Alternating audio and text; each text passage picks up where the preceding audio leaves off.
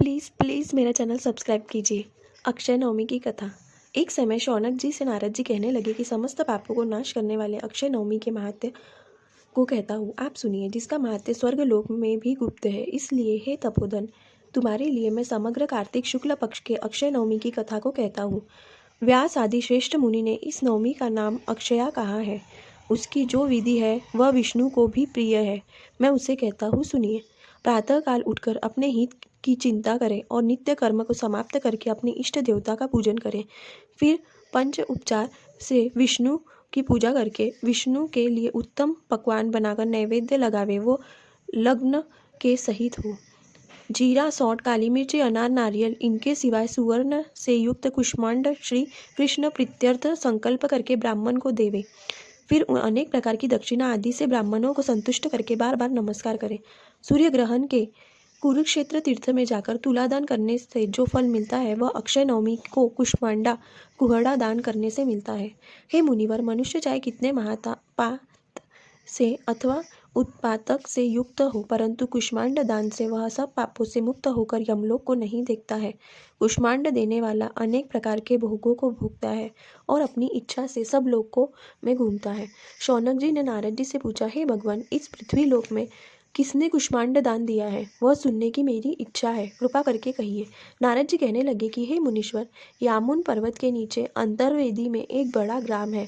उसमें लोक प्रसिद्ध राम शर्मा नाम का एक ब्राह्मण रहता था। उसके दो पुत्र थे, एक कृष्ण और दूसरा धनंजय। उस ब्राह्मण ने धन को संचित किया और सदा पुण्य कार्य में निरत कर रहता था।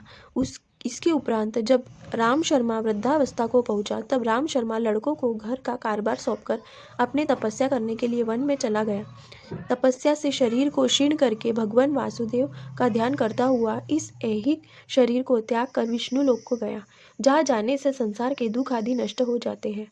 राम शर्मा के वह दोनों पुत्र युवावस्था आने पर पिता के दिए अधिकार को पाकर धन के मद से वेश्यागमन और मदिरापान से अत्यंत आसक्त हो गए। वे दोनों बड़ों के श्रेष्ठ वचनों के उपदेश को न सुनकर पर स्त्रियों को सैकड़ों हजारों का द्रव्य देकर विषय करने लगे। क्षण भर के सुख के लिए उन दोनों ने इस प्रकार द्रव्य का क्षय कर दिया। चाणूर और शल्युष उनके दोनों मल्ल भी वेश्यागामी और जुआ खेलने में चतुर थे। कुसंग में धन व्यय कर देने से धन ऐसा नष्ट हुआ जैसे ऊसर भूमि में बोया बीज व्यर्थ होता है। घर में धन न रहने के कारण दोनों भाई चोरी करने लगे। एक समय रात्रि में गोष्ठपाल राजा के सिपाहियों ने इन ब्राह्मण पुत्रों को चोरी करते पकड़कर राजा के पास ले गए। राजा ने उन दोनों को नगर के बाहर निकलवा दिया। वे दोनों वन में जाकर मांस आदि खा के अपनी जीविका करने लगे। एक समय किसी सिंह के द्वारा वे दोनों मृत्यु को प्राप्त हुए और यमलोक को गए। दूतों ने कहा कि हे प्रभु, इनके लिए क्या आज्ञा है?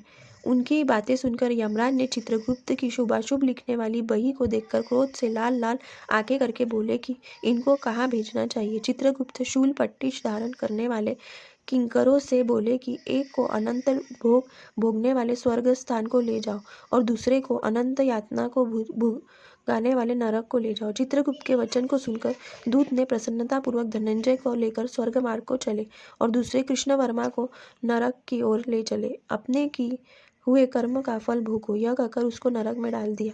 उधर रास्ते में जाते हुए धनंजय ने विचित्र वस्तुओं को देखकर विस्मय को प्राप्त किया।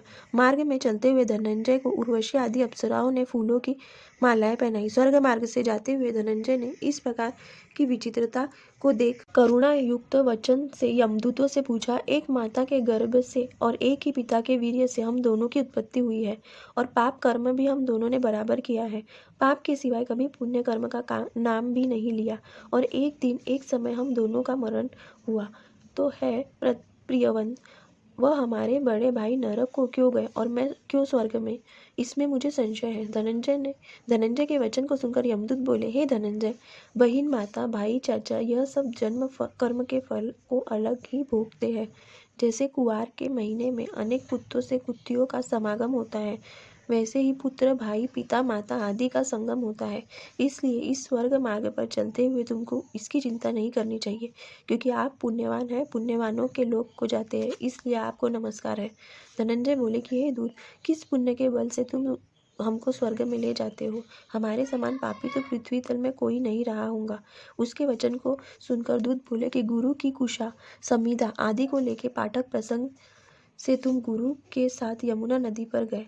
वहाँ शुरू की आज्ञा से त्रिकाल स्नान करके नियम का पालन किया। उससे यह फल प्राप्त हुआ। एक बार स्नान करने से जन्म जन्म के पाप से मुक्त हुए थे। द्वितीय काल के स्नान से अक्षय स्वर्ग का फल मिला है। इसलिए तुम स्वर्ग में जाते हो और तुम्हारा भाई नरक में जाकर यम यातना को सहन करेगा। दूतों के ऐसे वचन सुनकर भाई के गौरव से अधीन होकर बोला, एक साथ साथ पद चलने से मित्रता होती है। इस बात को स्मरण करके हे देवदूत, मैं तुमको प्रणाम करता हूँ। कहो ऐसे नरक से हमारा भाई किस भांति छूटेगा। जिस प्रकार भाई के संग मैं स्वर्ग को जाऊँ वह उपाय आप मुझे से कहिए, क्योंकि भाई के बराबर कोई बंधु और भाई के बराबर कोई मित्र नहीं होता। क्योंकि एक माता के उदर से उत्पन्न होने के कारण भाई परम मित्र है। उसके बिना मैं अकेला स्वर्ग जाने की इच्छा नहीं करता हूँ। जैसे हमारे भाई का नरक से उद्धार हो, हे देवदूत, वह उपाय तुम हमसे कहो। धनंजय ने वचन को सुनकर वह धर्मराज के दूत बोले, हे धनंजय, जो पुण्य तुमने पूर्व जन्म में किया है हमसे सुनो। कार्तिक शुक्ल नवमी को तुमने सरत्न कुष्मांड दान किया है, जो पुण्य स्वर्गवासी देवताओं को दुर्लभ है। यदि वह अपना किया हुआ पुण्य अपने भाई को दे तो उसका उद्धार नरक से हो सकता है। देवदूतों के ऐसे वचन को आदरपूर्वक सुनकर अपने पूर्व जन्म का पुण्य अपने भाई कृष्ण के लिए दिया। उस पुण्य के प्रभाव से कृष्ण भी नरक से निकल आया और धनंजय के साथ परम धाम विष्णु लोक को गया। अनेक प्रकार के भोग उपभोग से युक्त होकर यमदूतों से छुटकारा पाकर आज भी ब्राह्मणों में श्रेष्ठ दोनों भाई पुण्यशील और सुशील नाम से स्वर्गलोक में विराजमान है। पंडितों के साथ कार्तिक शुक्ल पक्ष नवमी को कृष्ण का स्मरण कर कृष्ण भगवान की आराधना में तत्पर होकर दोनों भाई कृष्ण के भक्त हो गए। कार्तिक शुक्ल पक्ष की नवमी के दिन जो हिरण्य, सोना और वस्त्र के सहित कुष्मांड दान देता है वह अपने कुल के करोड़ों पुरुषों को तार देता है। हे ब्राह्मणों में श्रेष्ठ शौनक, कार्तिक नवमी व्रत को और कुष्मांड दान के महात्म्य को जो दूतों ने ब्राह्मणों से कहा है मैंने भी तुम्हें सुनाया। कार्तिक मास में आंवले को प्रणाम करने से कोटि अश्वमेघ से अधिक फल होता है और प्रदक्षिणा करने से कोटि अश्वमेधों का फल होता है। जो मैं कहता हूँ सो सत्य है। अब जो पुरुष हरि भक्ति में तत्पर सत्यवादी ब्राह्मणों को आंवले के नीचे भोजन कराता है उसी का अन्न गुणकारी है। कार्तिक मास में जो लोग आंवले के नीचे भोजन करते हैं उनके वर्षों के अन्न संसर्गज पाप नष्ट हो जाते हैं। इसी श्री पद्म पुराण ने अक्षय नवमी कथा समाप्त। Please subscribe to my channel.